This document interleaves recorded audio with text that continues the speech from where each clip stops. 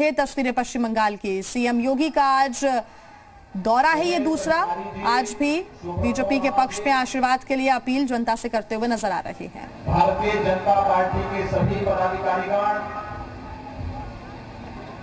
और भारी संख्या में तमाम अवरोधों को तोड़ते हुए इस चुनावी सभा में उपस्थित खानाकुल असेंबली कॉन्स्टिट्यूएंसी से जुड़े हुए सभी उपस्थित भाइयों बहनों,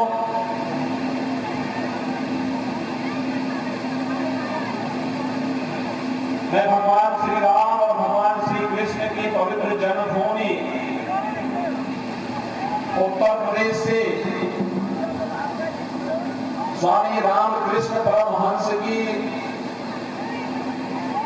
इस धरती पर आकर के आप सबके साथ संवाद बनाने का जो सौभाग्य मुझे प्राप्त होगा है, इसके लिए अपने आप को धन्य महसूस करता हूं। इसके लिए मैं आप सबका हृदय से अभिनंदन भी करता हूं।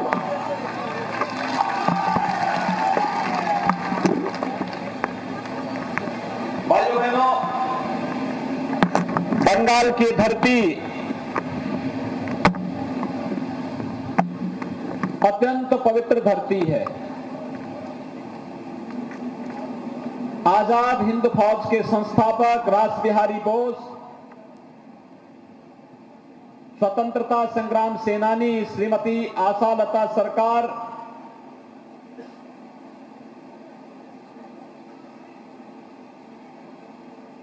नेताजी सुभाष चंद्र बोस,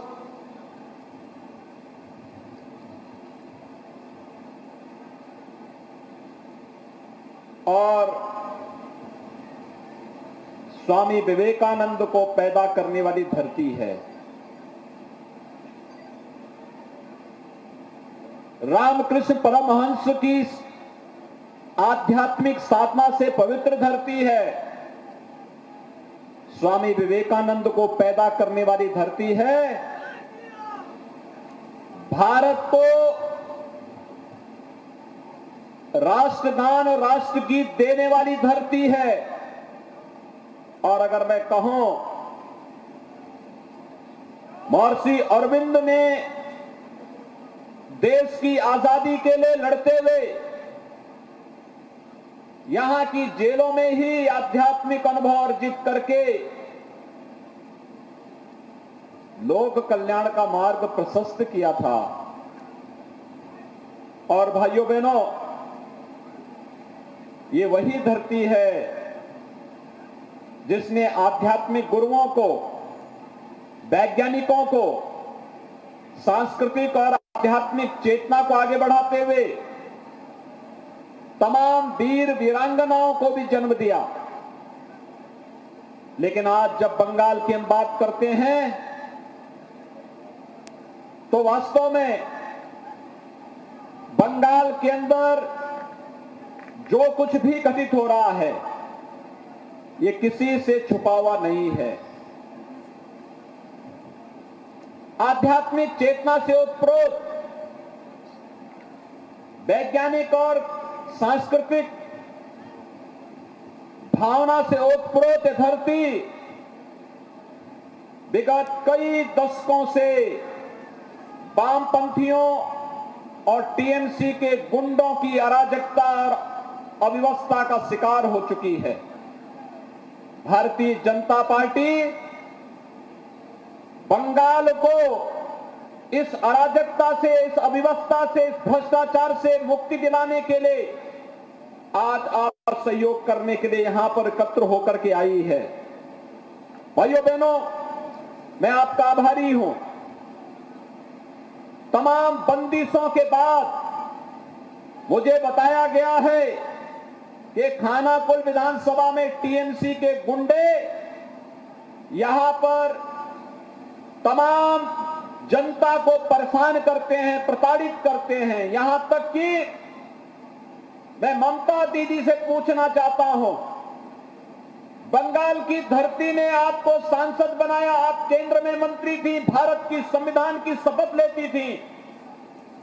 बंगाल की धरती ने आपको 10 वर्षों से मुख्यमंत्री बनाया, भारत का संविधान की शपथ लेकर के आपने मुख्यमंत्री पद की शपथ ली, लेकिन टीएमसी के गुंडे बंगाल के अंदर भारत के आन बान और शान के प्रतीक तिरंगा को लहराने वाले कार्यकर्ताओं की हत्या करते हैं, निर्मम हत्या करते हैं। भारतीय जनता पार्टी के कार्यकर्ता सुदर्शन प्रमाणिक की हत्या भी टीएमसी के गुंडों ने केवल इसलिए कर दी थी क्योंकि इन टीएमसी के गुंडों के राष्ट्रद्रोही कृत्यों को और भ्रष्ट कृत्यों के खिलाफ श्री सुदर्शन प्रमाणिक लगातार आंदोलन कर रहे थे। और उन्होंने देश की स्वाधीनता दिवस के अवसर पर जब भारत के आन बान शान के प्रतीक भारत के तिरंगे को फहराने का प्रयास किया तो उनकी निर्मम हत्या कर दी गई।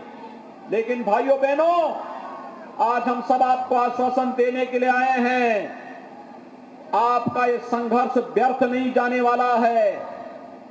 सुदर्शन प्रमाणिक जैसे कार्यकर्ताओं ने जो अपना बलिदान दिया है बंगाल की धरती के लिए, इस गुंडागर्दी को समाप्त करने के लिए मात्र 28 दिन बाकी हैं और 28 दिन के बाद टीएमसी के गुंडों को जहां पहुंचना होगा वहां पहुंचाने का कार्य किया जाएगा। ऐसे ही गुंडागर्दी आज से 4 वर्ष पहले उत्तर प्रदेश में भी कुछ लोग करते थे, लेकिन आज उन गुंडों का पता ही नहीं लगा कहां चले गए, गायब।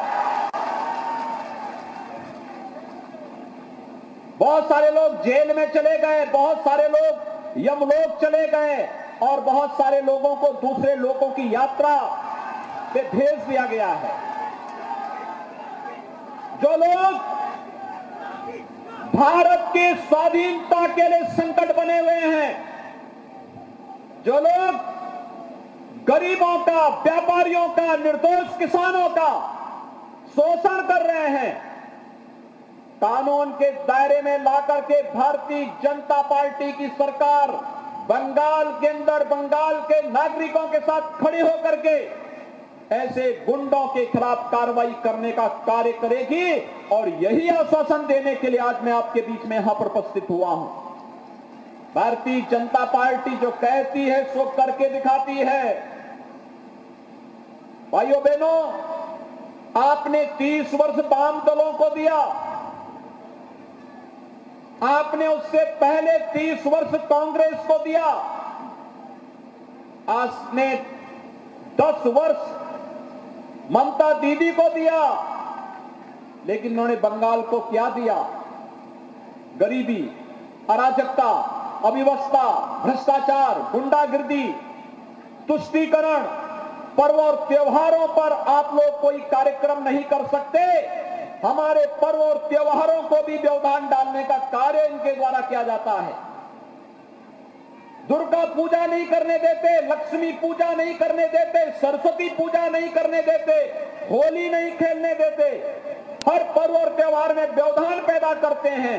ऐसा ही काम उत्तर प्रदेश में भी होता था। आज तो उत्तर प्रदेश में कावड़ यात्रा भी निकलती है, दुर्गा पूजा भी होती है, होली भी खेली जाती है और गुंडे सब गायब हैं। आज विकास वहां पर बोल रहा है। उत्तर प्रदेश में 4 वर्ष में हम लोगों ने प्रधानमंत्री आवास योजना के अंतर्गत 40 लाख गरीबों को एक आवास उपलब्ध कराया है। 2 करोड़ 61 लाख गरीबों को शौचालय उपलब्ध करवाया है। 1 करोड़ 38 लाख गरीबों को निःशुल्क विद्युत कनेक्शन उपलब्ध करवाया है। अच्छी सड़कें हैं, बाढ़ की समस्या का समाधान हुआ है। 4 लाख नौजवानों को उत्तर प्रदेश सरकार में सरकारी नौकरी और 1.5 करोड़ नौजवानों को प्राइवेट सेक्टर में नौकरी देने का काम उत्तर प्रदेश के अंदर हम लोगों की सरकार ने, भाजपा की सरकार ने किया है। हर गरीब को मुफ्त में राशन, हर गरीब को 5 लाख रुपए की स्वास्थ्य बीमा का कवर, हर किसान को 6,000 रुपए सालाना प्रधानमंत्री किसान सम्मान निधि का लाभ, और हर महिला के सम्मान की रक्षा उत्तर प्रदेश के अंदर आज भारतीय जनता पार्टी की सरकार कर रही है। हम लोग सफल इसलिए हैं क्योंकि मोदी जी का मार्गदर्शन है और डबल इंजन की सरकार है। बंगाल के अंदर आरामबाग जो ये हुगली क्षेत्र है, ये खेती बाहुल्य क्षेत्र है। यहां का किसान पिछले 10 वर्षों में हजारों किसानों ने आत्महत्या की है, लेकिन दीदी यहां पर प्रधानमंत्री किसान सम्मान निधि का लाभ नहीं देना चाहती किसानों को। दीदी की सहानुभूति किसानों के साथ नहीं है। दीदी की सहानुभूति युवाओं के साथ नहीं है। दीदी की सहानुभूति तो आप महिलाओं के साथ भी नहीं है। दीदी की सहानुभूति केवल और केवल गुंडों के साथ में है, टीएमसी के गुंडों के साथ में है। और टीएमसी के गुंडे कान खोल करके सुन लें कि उनके दिन अब समाप्त हो गए हैं। अब उनकी गुंडागर्दी नहीं चलने वाली है। 2 मई को जैसे ही काउंटिंग होगी, चुन चुन करके टीएमसी के गुंडों को जो अराजकता फैला रहे हैं, निर्दोष कार्यकर्ताओं को मार रहे हैं, भारतीय जनता पार्टी के 130 से अधिक कार्यकर्ताओं की निर्मम हत्या हुई है और इन कार्यकर्ताओं की निर्मम हत्या करने वाले इन गुंडों के खिलाफ ऐसी कार्रवाई होगी कि इनकी आने वाली कई पीढ़ियां गुंडागर्दी करना भूल जाएंगी। पीढ़ियां भूल जाएंगी गुंडागर्दी कैसे होती है। और यही कहने के लिए आज मैं आपके बीच आया हूं कि यहां पर ममता दीदी की रुचि विकास में नहीं है और न उनकी सहानुभूति यहां की महिलाओं के साथ, यहां के युवाओं के साथ, यहां के किसानों के साथ में है। उनकी सहानुभूति तो केवल और केवल गुंडागिर्दी करने वाले भ्रष्टाचारी तत्वों के साथ में है। और यही कारण है कि ममता दीदी आज विरोध की हद की सीमा को लांघ जा रही है। जो सामान्य राजनीतिक व्यवस्था में जिसकी कोई कल्पना भी नहीं करता है, आज वह किस रूप में विरोध कर रही है। यह तो पहले तो भाजपा का ही विरोध करती थी, अब तो ममता दीदी विरोध करते करते भगवान राम का भी विरोध करने लग गई है। भाइयों बहनों, मैंने आपसे कहा ना, भाजपा जो कहती है सो करके दिखा देती है। भाजपा ने लोकसभा चुनाव में कहा था कि कश्मीर में धारा 300 आर्टिकल 370 हटाएंगे, हटा दिया ना कश्मीर में धारा 370। ये कश्मीर में आर्टिकल 370 हटाने का मतलब बंगाल के ही सपूत डॉक्टर श्यामा प्रसाद मुखर्जी के सपने को साकार करने का है। बंगाल की धरती में डॉक्टर श्यामा प्रसाद मुखर्जी पैदा हुए थे और श्यामा प्रसाद मुखर्जी ने कहा था, एक देश में 2 प्रधान, 2 निशान, 2 विधान नहीं चलेंगे। और मुखर्जी जी के उस सपने को साकार किया है प्रधानमंत्री मोदी जी ने और गृह मंत्री अमित शाह जी ने। आज कश्मीर में आरामबाग और खानाकुल से जुड़े हुए कार्यकर्ता, कोई युवा कार्यकर्ता चाहे कि मुझे जम्मू कश्मीर के अंदर भी एक मकान बनाना है, वह जाकर के वहां पर जमीन खरीद करके मकान बना सकता है, कोई आपको रोक नहीं सकता है। मोदी जी ने अधिकार आपको भी दे दिया है, कांग्रेस ने आपका अधिकार ले लिया था, लेकिन मोदी जी ने अधिकार आपको फिर से दे दिया है। आज कश्मीर में धारा 370 समाप्त हुई, आतंकवाद पूरी तरह समाप्त हुआ, कश्मीर विकास के पथ पर अग्रसर हुआ। और यही कार्य अयोध्या में भी हुआ। हम लोग कहते थे ना पहले कि रामलला हम आएंगे, मंदिर वहीं बनाएंगे। लोग कहते थे कि मंदिर कब बनेगा। अब तो अयोध्या में 5 अगस्त 2020 को प्रधानमंत्री मोदी जी ने अयोध्या में भगवान राम के भव्य मंदिर के निर्माण का शुभारंभ भी कर दिया है। अयोध्या में भगवान राम का भव्य मंदिर के निर्माण का कार्य हो रहा है। मंदिर अयोध्या में बन रहा है, देश की आस्था का सम्मान हुआ है, लेकिन ममता दीदी को कष्ट बंगाल में हो रहा है। अयोध्या में मंदिर बनना चाहिए था कि नहीं बनना चाहिए था? आप सभी समर्थन में हैं। अयोध्या में मंदिर का निर्माण होना चाहिए ना। मोदी जी अच्छा काम किए हैं ना,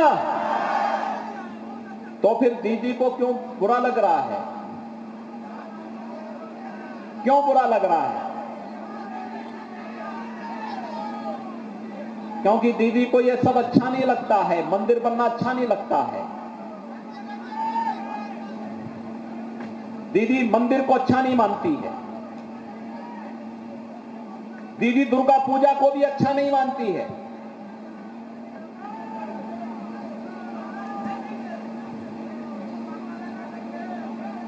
और इसलिए भाइयों बहनों, मैं आप सबसे अनुरोध करना चाहूंगा,